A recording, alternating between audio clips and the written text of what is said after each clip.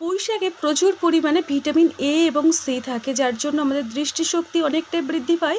যাদের কম দৃষ্টিশক্তি তাদের ক্ষেত্রে পুঁই শাকটা খুবই উপকারিতা। তাছাড়াও আমাদের শরীরে ভিটামিনের অনেক রকম পাওয়া যায়, যেমন আমাদের রোগ প্রতিরোধ ক্ষমতা বৃদ্ধি পায়। নমস্কার বন্ধুরা, খাই খাই অনুর রান্নাঘরে আপনাদের সবাইকে নতুন একটা পর্বে জানাচ্ছি অনেক স্বাগত। আজকের আমি বানিয়ে দেখাবো পুঁই শাক রান্না। এই রকমভাবে পুঁই শাক রান্না যদি করেন, যারা পুঁই শাক খেতে চায় না তারাও কিন্তু খাবে, আর এর সমস্ত রকম উপকারিতা আপনারা পাবেন। খুব সহজ সরল পদ্ধতিতে আজকের আমি পুঁই শাক রান্না করে দেখাবো। আজকের আমি বন্ধুরা দেখুন, তার জন্য 500 গ্রাম পুঁই শাক নিয়েছি। প্রথমে ডাঁটার থেকে পাতাগুলোকে ছাড়িয়ে নিয়েছি, তারপরে ডাঁটাগুলোকে এরকম ছোট্ট ছোট্ট করে কেটে নিচ্ছি। আর দেখুন, পুঁই শাকের গায়ে এইরকম একটা পাতলা আঁশ মতন থাকে, সেটাকে ছাড়িয়ে নিতে হবে।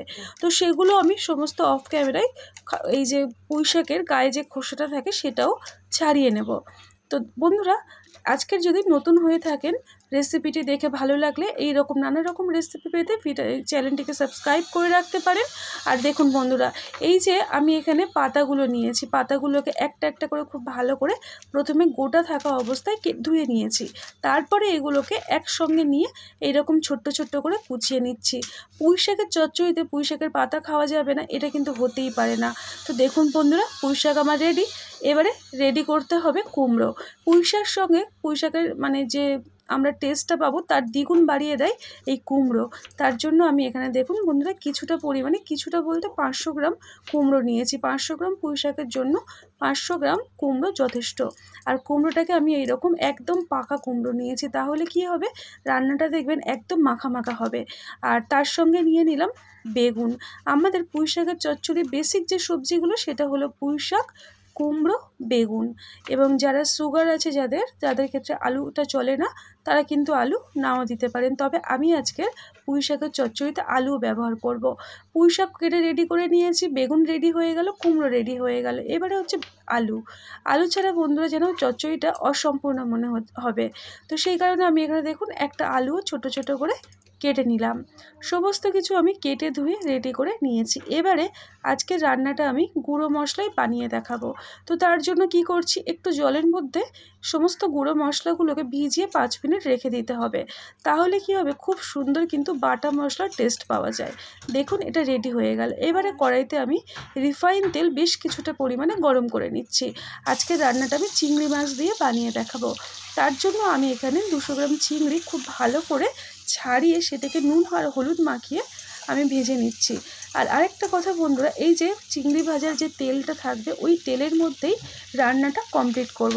তার জন্য প্রথম থেকে আমি একটু তেলটা বেশি করেই দিয়ে দিয়েছি। আপনারা যখন রান্না করবেন এই আইডিয়াটা একটু মাথায় রাখবেন, দেখবে রান্নাটা দারুণ খেতে হবে। এবার ওই তেলের মধ্যে দিয়ে দিলাম ফোড়নে 5 ফোড়ন, আর দিয়ে দিলাম একটা বড় সাইজের পেঁয়াজ, এরকম ছোট্ট ছোট্ট একদম কুচিয়ে নিয়েছি।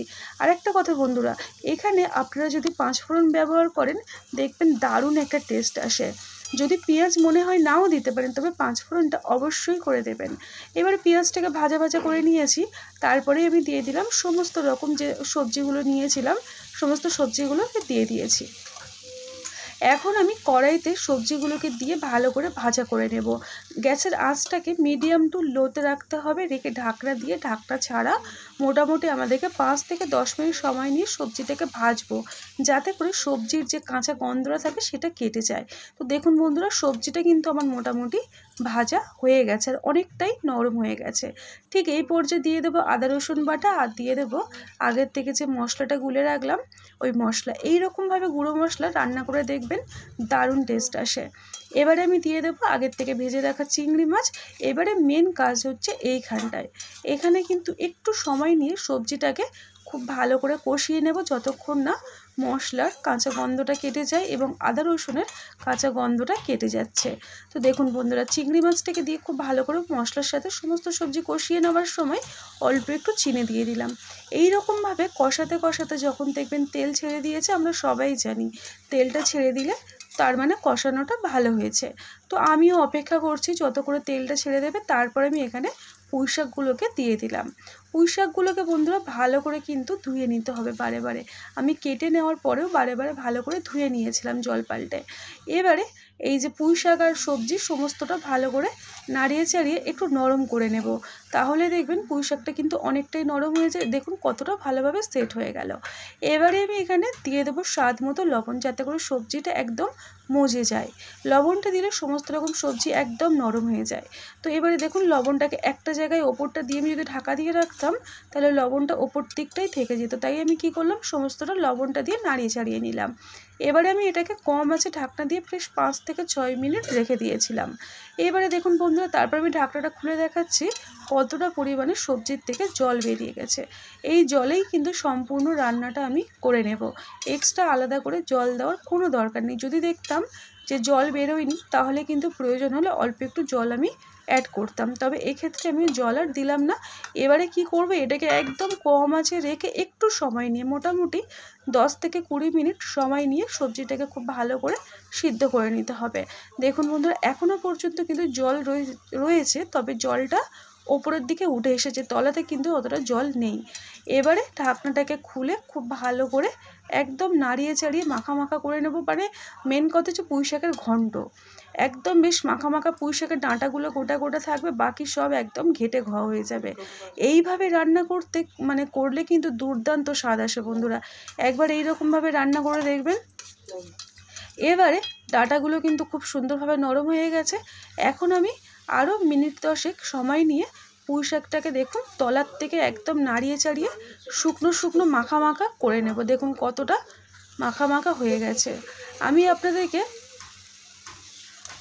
সামনের থেকে দেখাচ্ছি, আর দেখুন তলারটা কিন্তু একদম শুকিয়ে গেছে, আর জল নেই বললেই চলে। ঠিক এই পর্যায়ে পুঁই শাকটাকে একটু নাড়িয়ে চাড়িয়ে নুন এবং তার সঙ্গে মিষ্টিটা একটু চেক করে নেব, সব ঠিক আছে, নামিয়ে নিলাম।